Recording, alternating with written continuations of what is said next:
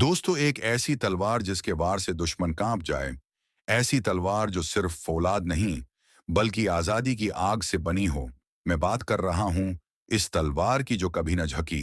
ये थी शेर मैसूर, टीपू सुल्तान की तलवार। जब ये तलवार मैदान में चमकती तो अंग्रेज फौजियों के कदम लरजने लगते। उसकी धार ऐसी थी कि एक ही वार दुश्मन की सफ़ों को चीर कर रख देता। मगर दोस्तों, टीपू सुल्तान की असल ताकत सिर्फ ये तलवार नहीं थी।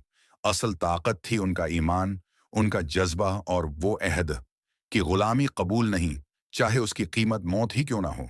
4 मई 1799 को सरीरंगा पटना के किले पर आखिरी जंग हुई।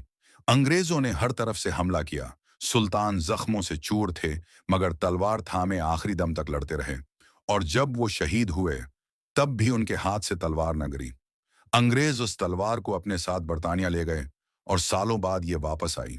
आज ये बंगलौर के म्यूजियम में महफूज है और हर देखने वाले को ये याद दिलाती है कि ये सिर्फ लोहे का हथियार नहीं, बल्कि आजादी और बहादुरी की ऐसी अलामत है जो कभी न झुकी।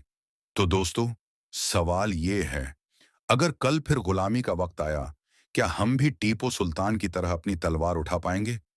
अगर वीडियो अच्छी लगी हो तो लाइक और सब्सक्राइब जरूर करें और कमेंट में लिखें, शेर मैसूर जिंदाबाद।